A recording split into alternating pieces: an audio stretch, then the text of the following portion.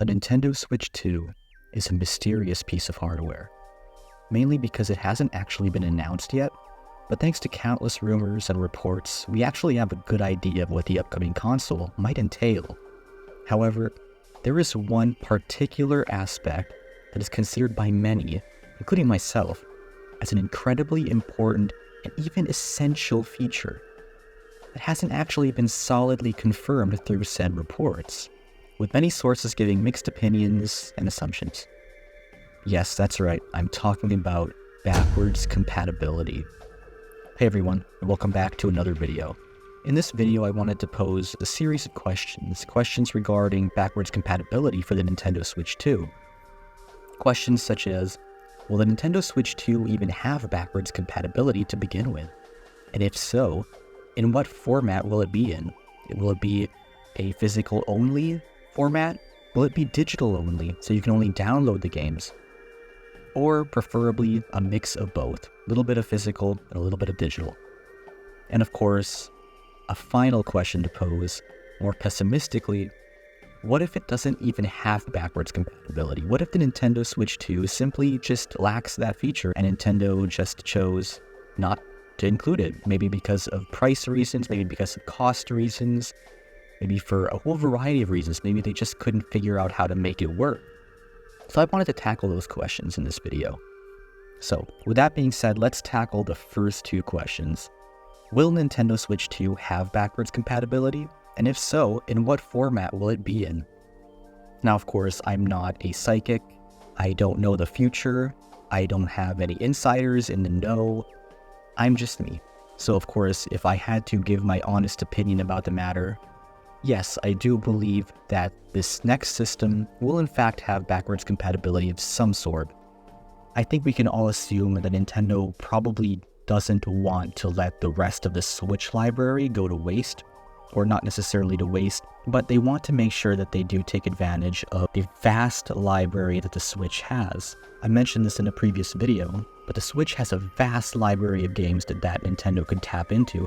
So for example, if Nintendo were to release the Switch 2 and it has a decent amount of games at launch, but of course it's just at launch, there's not going to be a lot of them, then it makes sense for Nintendo to tap into the original Switch library and say, hey, guess what?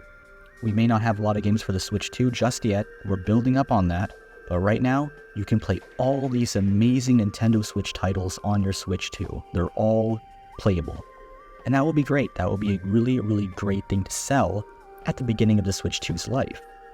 So I don't think Nintendo would want to miss out on that. Okay, so here we are. I guess we've established that Nintendo Switch 2 will in fact have backwards compatibility.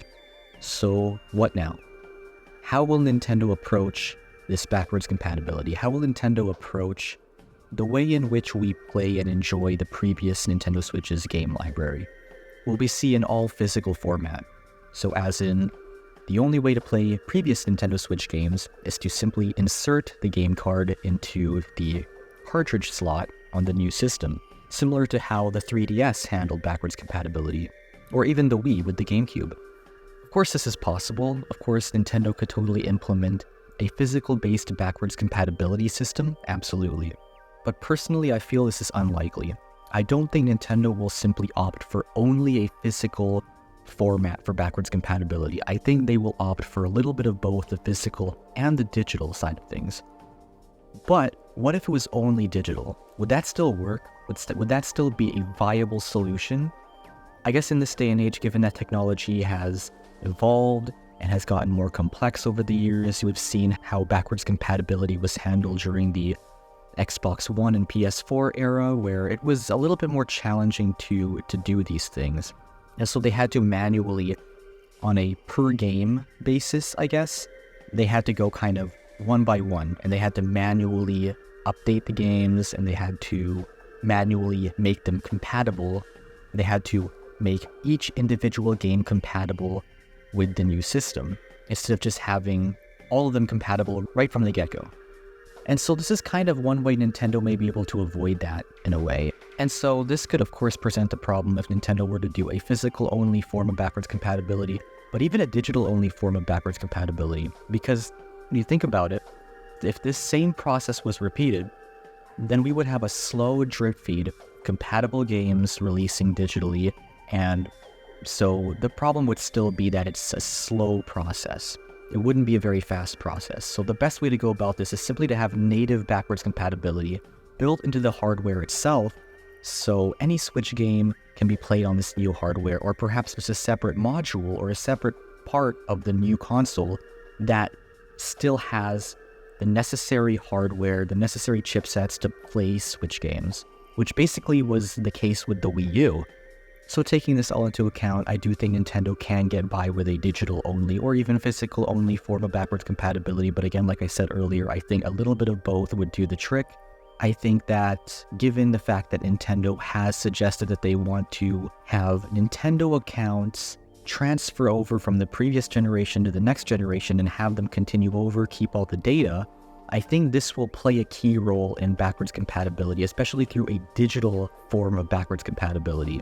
So let's just say that we can play all our games that we bought on the original Switch, on the original eShop, and we can just simply transfer them over to the next console through our linked Nintendo account.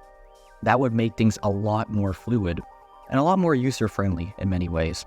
Now, of course, like I mentioned before, the best way to go about all this is, I feel, a little bit of both, the best of both worlds. I think having the option to insert Nintendo Switch game cards and be able to play Nintendo Switch games the same way you did on the previous system, I think that's a good way to go about it. And I also think that games that you bought on the eShop should also be transferred over through your Nintendo account onto the next system. I think these are all viable options. To take it one little step further, we could also have, let's say, you have your physical Nintendo Switch games. Let's say, for the sake of argument, all of your favorite Switch games are physical. So you bought them physically, and so you didn't buy them on the eShop, nothing like that. They're strictly physical. Well, given that there's a way to redeem your gold points through these physical games, then there should be a way to track the games that you already have physically. So maybe you can have a digital version of these games. But again, this is probably a very unlikely scenario, but it's just something that I wanted to throw out there. I think it's a very, very pro-consumer move, but at the same time, you'd essentially have two versions of that game. You would have the physical version, and you'd also have the digital version. And I don't know if Nintendo's going to be that generous with this kind of thing, but it's just something that I want to throw out there. Okay, the final question that I want to pose, the most pessimistic question of all, what if Nintendo simply doesn't include backwards compatibility?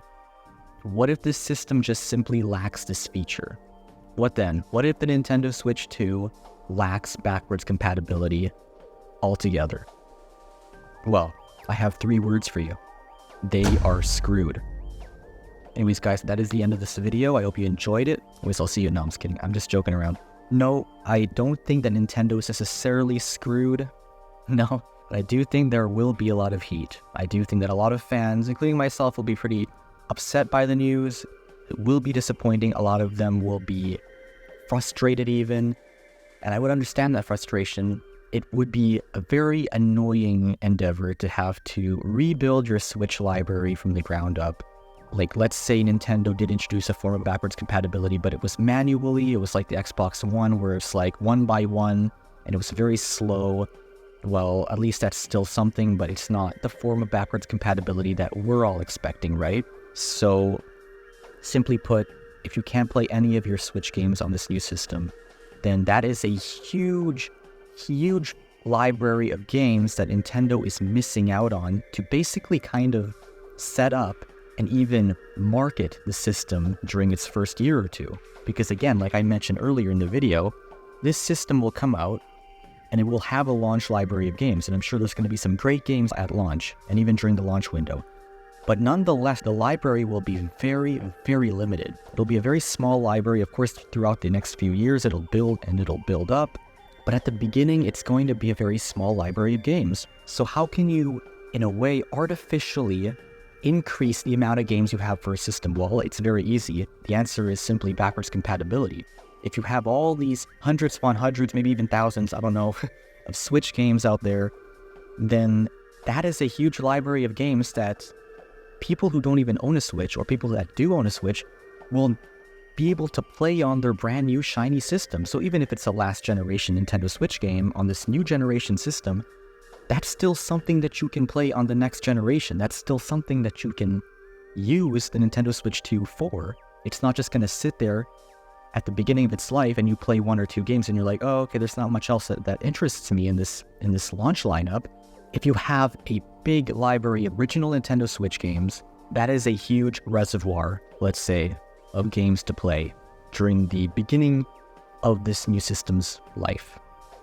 So anyways, guys, those are my basic thoughts on the matter.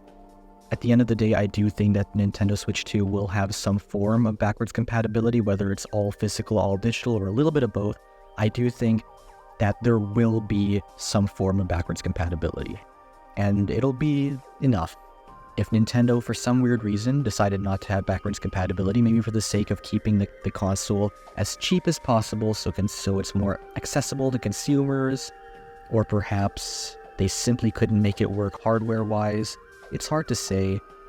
But if it didn't happen, it wouldn't be the end of the world. Nintendo wouldn't be screwed, but it would certainly make things a bit more challenging, and there would definitely be some heat from it. Nintendo would miss out on a huge, vast library of games, and I genuinely think, just from the opinions that people have online, that I do think that there will be some people out there that will actually opt not to buy this new console, at least not right away, because they can't play their current Switch library on it. So I think that that would be a huge disadvantage on Nintendo's part to not have backwards compatibility. I think they should.